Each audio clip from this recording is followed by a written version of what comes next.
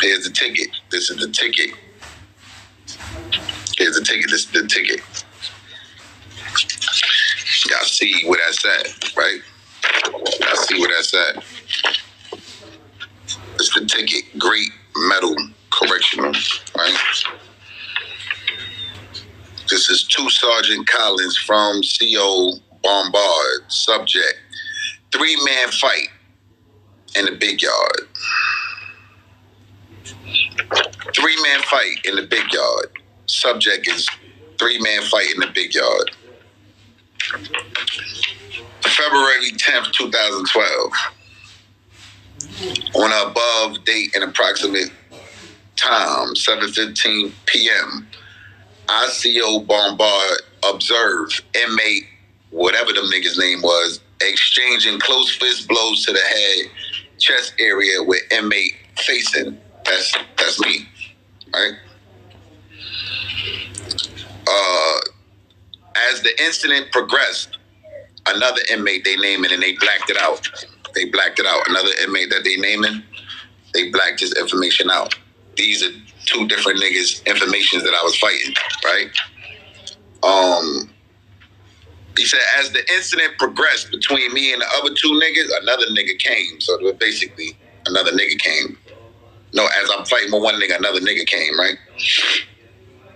So he said, as the incident progressed, inmate, whoever that nigga's last name was again, became involved too, basically, exchanging close fist blows with inmate facing. As I responded to the incident, I gave several direct orders to stop fighting.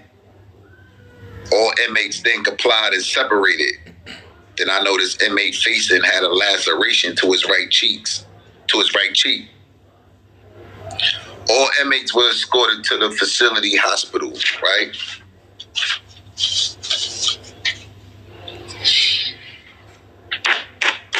This one right here. Sergeant Collins responded, and he had 3 inmates escorted to the facility hospital, right? I'm gonna upload this shit too, so y'all can read it for yourself, so y'all can't say I'm coercing and shit like that, right? I'm gonna upload it too, so y'all can read it for yourself.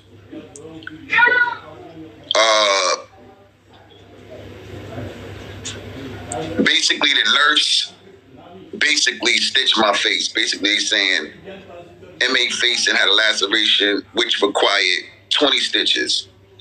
A search of the area of the incident was conducted.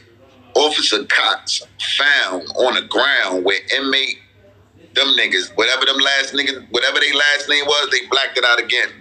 Whatever their last name was, they blacked it out. Inmate, which all right, y'all. So we heard Skeam started the story. Skeam presented the paperwork. Skeam read out his paperwork, but I have the full paperwork and I'm going to break it down. There's some things that Skeam didn't mention that I'm going to mention, and I'm going to tell y'all why the judge dismissed his case. You know what I'm saying? He ain't tell y'all why the judge dismissed his case, but I'm going to tell y'all why. And he also has some lies that he need to address. So when y'all see Skeam, ask him about these lies I'm going to mention. Tell him to address these lies. You know what I'm saying? Because he's lying in his statement. I'm on your ass, Skeam. I'm on your ass. You took my phone. You didn't even say thank you. I'm on your ass, nigga. This is part 2 of Skeam Team Day. Look at my other video. I'm exposing him. This is part 2. I'm not exposing his paperwork. So again, y'all seen the video. He said 3 people jumped on him, right? Remember, he said 3 people. Alright, let's go to his paperwork. So you see the first page is just like a docket. It tells you his name, the plaintiff, it tells you the defendant, it tells you the judge's name, it tells you the state, and it has a whole list of people's names. That's the starting of it. So we go to the second page. Now we have Skeam's statement. Alright, so Skeam's statement was claimant, that's him. So anytime you hear claimant, they talk about Skeam, right? Okay? Claimant was allegedly assaulted by 2 inmates. So he said it was 3. So like, I don't know. Like I don't know if he's fluffing his numbers, or he just added the extra person in there. But this paperwork says claimant was allegedly assaulted by 2 inmates with metal shanks and razors in the recreational yard at Green Meadows Correctional Facility. So if you look at it, this paperwork is true, because he was locked up upstate doing this bid. So he was hustling upstate doing what he was doing, and this is where he got knocked at, and this is where this incident happened at in 2012 of February, upstate. So this was 10 years ago, upstate. We still got the paperwork, baby. We still got that paperwork. At Green Meadows Correctional Facility on February 10th, 2012, sustaining lacerations on his face. So February 10, 2012, he sustained lacerations on his face from an assault by 2 inmates on the yard, which resulted in 20 sutures. Sutures is stitches. You know what I'm saying? You see in his paperwork, he mentioned that, yes. That checks out. He mentioned the 20 stitches. To close the wound, he needed 20 stitches to close it. Claimant, this is Skeam, alleges in the proposed claim that the defendant, which is a jail, so the jail is defending itself, failed to properly screen the inmates for weapons before entering the recreational yard.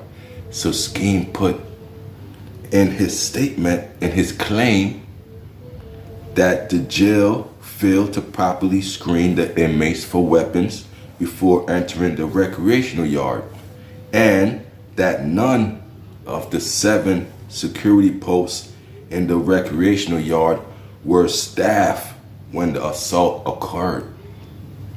So he ain't tell us that. He also mentioned that none of the 7 security posts was staffed at the time of his assault. So he put that in his statement. Why didn't he mention that to us? That is crazy. That's like you being a fucking interior designer saying, yeah, we need a post there, we need a post there, ain't no man there. Ain't, like, what the fuck, Skeam? You wildin', bro.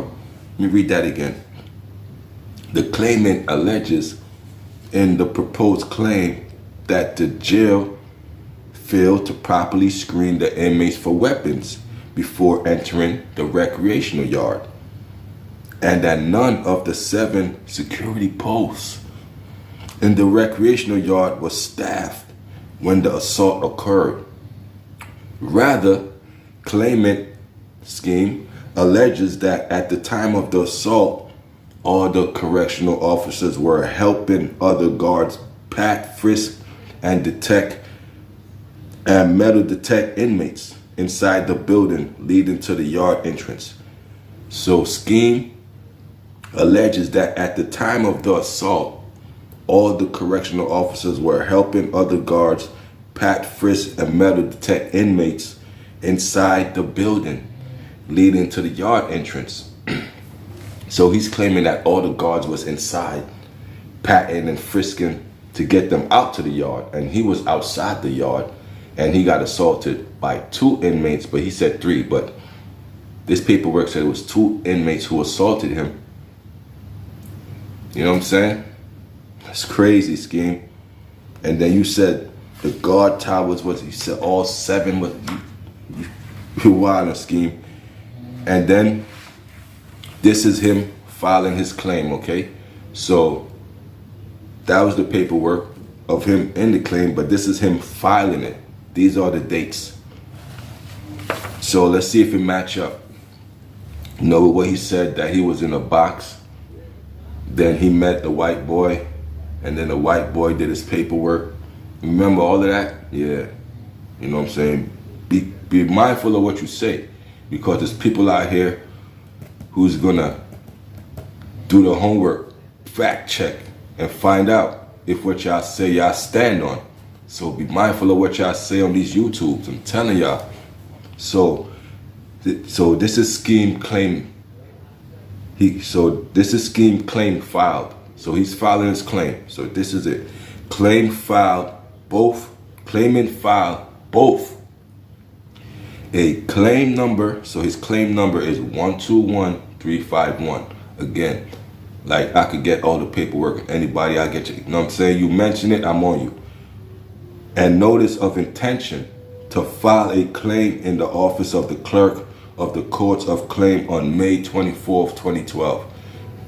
So the assault happened in February, and in May he's filing a notice of intent, you know what I'm saying, on May 24th, 2012.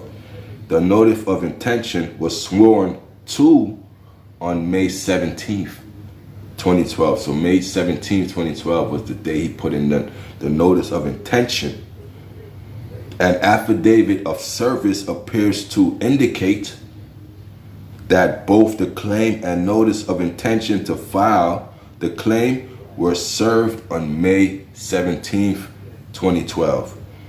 The state served an answer to the claim, and within it raised as its sixth affirmative defense that the claim is untimely and that neither the claim or notice of intention was served within 90 days of the accrual of the claim as required by the Courts of Claim Act sections 10(3) and 2. So this saying this claim is untimely in that neither the claim or notice of intention was served within 90 days of the accrual of the claim. So something happened after the assault that he didn't have time to file his claim, or he might have not known, but when he did file it, it was too late. You know what I'm saying? So that's the claimant filed,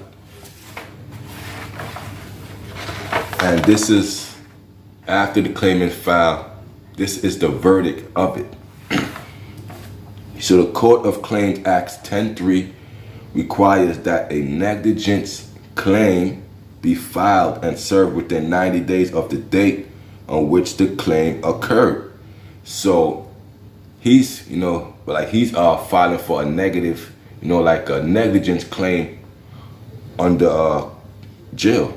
He said the jail was negligent and he got assaulted, and he's filing a claim. So here's the verdict. They said it requires that a negligence claim be filed and served within 90 days of the date on which the claim occurred, unless a notice of intention is served within the same period. So you got to put the notice of intention first. And once you put that notice of intention first, that slows down the process. And now, you know what I'm saying? In which event, the time to file and serve the claim is extended 2 years from the date of accrual. So if you put your notice of intention in the right time slot, it gives you 2 years. You know what I'm saying? 2 years wait period where you could do your paperwork and do everything you need to get the case going. You dig what I'm saying? So, because they said in which event the time to file and serve the claim is extended to 2 years from the date of accrual, inasmuch as the claim occurred on February 10th, 2012, the claim filed on May 24th, 2012 is untimely. So Skeam was late. He ain't get that cushion window, because he filed on February 10th. But they said the claim filed on May 24th, 2012 is untimely. The notice of intention was not served until May 17th, 2012. So his notice of intention didn't go out first. If his notice of intention went out first and it was timely, he would have had a 2-year window cushion. So since his notice of intention went out May 24th is untimely, the notice of intention was not served until May 17th. So May 17th, he sent out the notice of intentions, and the court didn't get it till May 24th. You know what I'm saying? So it says more than 90 days after the claim occurred, As a result, even assuming proper service of the notice of intention by certified mail, return receipts requested, it did not operate to extend the claimant's time to file and serve the claim in as much. So even if it went through mail, because they're trying to show you all the other options, even if it went through this mailing process, even if it went through here, it still wouldn't have made it in time. So as defendant preserved its objection to the timeliness of the claim by raising it as an affirmative defense with sufficient peculiarity in its answer, Court of Claims Act number 2, the courts will dismiss the claim as subject matter. Jurisdiction is lacking. So they dismissed the claim for the dates. I told you I'll pay attention to the dates because he ain't put in his notice of intention till May 17th. And the courts didn't get it till May 24th. And it was already too late. It already went past the 90-day window. You know what I'm saying? So they dismissed it. So Skeam send them another letter. You know what I mean? This is Skeam response to the verdict because he responded to it. See, all of this he ain't tell y'all. See, I'm giving y'all the full breakdown. All of this he ain't tell y'all. He got the verdict. They dismissed it. He responded to the verdict to tell his reason why he couldn't make the 90-day deadline. So he says, the excuse advanced by the claimant, Skeam, for his failure to timely file and serve the claim is that he was subjected to a disciplinary hearing following the incident, which resulted in a 90-day keep lock sentence. He was thereafter immediately transferred to Downstate Correctional Facility and then to Elmira Correctional Facility, where his keep lock status continued until the charges against him were administratively reversed on May 2nd, 2012. So he was in keep lock. You know what I'm saying? That's what he said. After the incident, he went straight to lockup, keep lock. Then after keep lock, they took him to Elmira, and then they took him to another facility, downstate. They took him to downstate. Then they took him to Elmira, where his keep lock status continued until the charges against him were administratively reversed on May 2nd, 2012. So the claimant averts that during the time he was on keep lock status, he was reliant on the law library clerk to come to his cell and obtain and deliver the papers necessary to file and serve his claim. So Skeam, is this the white boy you're talking about? Because you said, the claimant averts that during the time he was on keep lock status, he was reliant on the law library clerk. You know, remember, Skeam said a white boy was doing his paperwork. So, you know, we need some answers. Like, cause the dates, cause when was you in keep lock? When did you meet the white boy? And when did you file the paperwork? Because it said it got denied due to the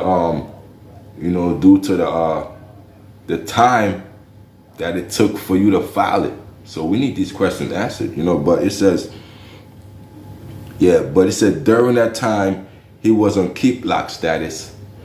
He was reliant on the law library clerk to come to his cell and obtain and deliver the papers necessary to file and serve his claim. He indicates that the necessary paperwork required weeks to complete, not only because of his limited access to the library materials, but because of his limited access to the service of a notary public as well. The courts find claimant excuse for failing to timely file and serve his claim to be reasonable given the circumstances which confronted him following the incident. So he's explaining to them why he couldn't get his thing done in a timely manner. He said following the incident, he went straight to keep lock.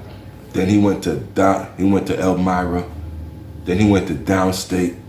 Then he was still in keep lock. His status didn't get reversed till May 2nd. that's when he get reversed. And even then, he said he was reliant on a library clerk, you know what I'm saying, to come do his paperwork. So he's giving them a full detailed response, you dig what I'm saying, to why he couldn't get it done in a timely manner. This is his full response. And then again, after they issued a verdict, this is what they say again. They came with another verdict, and then this is the final one. This is the final verdict to the Skeam team, you know, paperwork party, whatever y'all want to call it. But I gave y'all a full breakdown. Y'all go scrutinize it. Everything is here. And then the court's second verdict, you know, they heard him say, yo, after the fight, you know, they threw me in keep lot. Then after keep lot, then I went downstate. Then I went to Elmira. And then my keep lot status was still there. So I had limited access. And by the time they reversed my charges, it was May 17th. And then it takes days for the paperwork. He said months, actually. It takes months for the paperwork to get to where it needs to be. So after they hear all of that, they said, as to the final factor to be considered, it has not been suggested that an alternative remedy exists.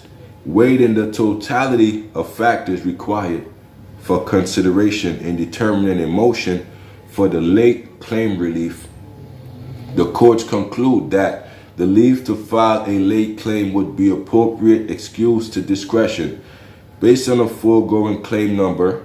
Then they gave the claim number of this case, 121351, is dismissed. So they still dismissed it. Damn, as untimely filed and served, and claimant's motion number M-81783 to file and serve his claim in accordance to with Courts of Claims Act number 2 and 2A within 45 days of the date this decision and order is filed. Case closed. September 28th, 2012. This was Saratoga Springs, New York. Judge Francis T. Collins, Judge of the Court of Claims. So that is all of Skeam Team's paperwork broken down. And what he didn't tell y'all, it was actually 2 people in the official paperwork. So when he's reading the paperwork and he's seeing 2, he's probably telling y'all 3. He's fluffing the numbers. And he didn't mention that he said 7 security posts was unattended. You telling them that? You know what I'm saying? Alright, so check it out, man. If you got assaulted, you do what I'm saying. I mean, some niggas ran up on you, 2 people ran up on you. Man, I ain't going to no courts. I ain't going to no police. I mean, I'm gangster, nigga. I'ma handle that shit. I'm not ratting, cause this is ratting. Cause in order for you to get this right here, in order for you to get this late claim relief or this negligence, whatever you claiming, you have to tell the incident. You dig what I'm saying? You have to tell what happened to you. So you told what happened to you. You know what I'm saying? You told what happened to you, man. You had to tell. Otherwise, it wouldn't have been no case to, you know, to fight. You know what I'm saying? That's crazy, Skeam. You said it wasn't. You said 7 guards wasn't in the fucking post. You said no guards was in the yard. You did what I'm saying? You said all this, my nigga. That's crazy, my nigga. You said that shit, bro. You said the 7 guards, all this shit, bro. You did what I'm saying? That's crazy, my nigga. You got an answer to that. And when did you meet this white boy? And was it actually a white boy? Or was that a lie? Or was you the one who did your own paperwork and just try to throw a white boy into the mix? Did the white boy actually exist?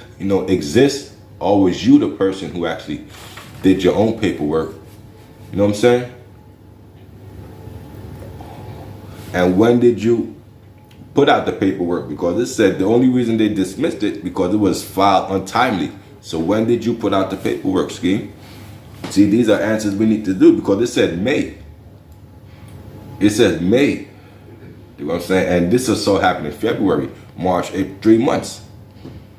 And you was still untimely, my nigga. It's crazy.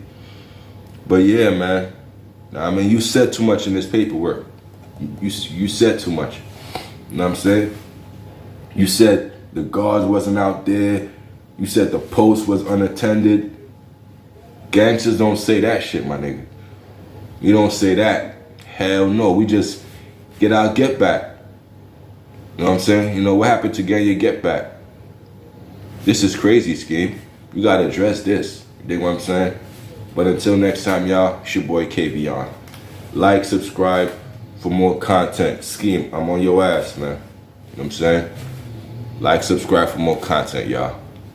I'm out the building.